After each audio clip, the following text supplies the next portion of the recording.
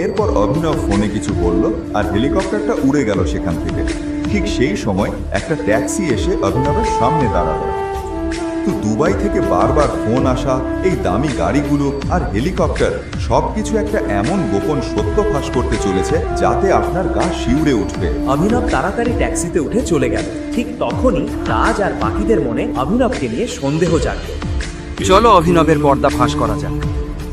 আজই ওকে হাতে নাতে ধরবো। এটা বলেই রাজ অনন্যার গাড়ি বের করলো আর সবাই মিলে অভিনবের ট্যাক্সিকে ফলো করতে শুরু করলো। রাজ তাড়াতাড়ি যাও। অভিনব, আজ তোকে ফাঁস করব। কোথায় যা আসা কি কীর্তি করিস সব বের করে ফেলবো।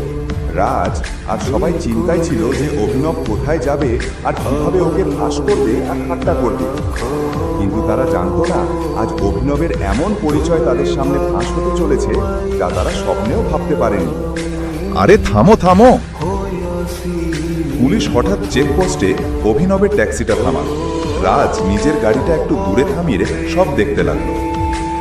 পুলিশ ইন্সপেক্টর অভিনবকে গাড়ি থেকে নামিয়ে চেকিং শুরু করলো। তল্লাশিতে অভিনবের কাছে একটা বন্দুক পাওয়া গেল। বন্দুক দেখে ইন্সপেক্টর বলল,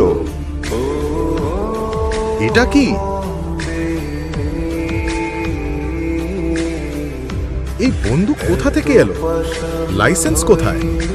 অভিনবের কাছে বন্দুক? যে লোকটা নিজের চাকরের কাছ থেকেও গাল খায়, পুরনো গাড়িতে পেট্রোল ভরতে 500 টাকা ধার নেয়, ওর কাছে বন্দুক এলো কোথা থেকে? তবে কি আমি অভিনবের আসল সত্যটা জানি না? আমি শুধু কমিশনারের সামনে মুখ খুলব। তাই নাকি? দেখো দেখো, পুলিশ কমিশনারকে চাই ওর। শোন, বেশি চালাকি করার চেষ্টা করিস না, নইলে তোকে উল্টো করে ঝুলিলে এমন মারবো যে তোর আসল পরিচয় বেরিয়ে আসবে। যে লোকটা বাড়ির চাকরদের কাছ থেকেও বকুনি খেত, আজ সে পুলিশের হাত ধরে ফেললো। আরে ছেড়ে দাও ওনাকে। এই চিৎকার শুনে আশেপাশে সব পুলিশ ঘুরে তাকাল। অনন্যার রাজও হতবাক হয়ে গেল। ও পাগল হয়ে গেছে, কেউ কমিশনারকে ফোন করো। এই গোলমালের মাঝেই একটা পুলিশের সাইরেন শোনা গেল।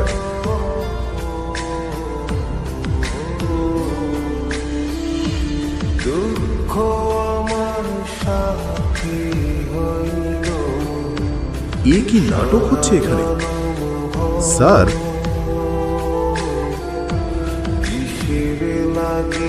ওনার ওপর হাত তোলার সাহস হলো কেন? কমিশনারকে দেখে সবাই ফ্যাকাশে হয়ে গেল।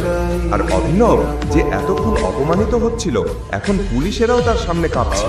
কমিশনার ওকেও চিনে ফেললো, কিন্তু কিভাবে?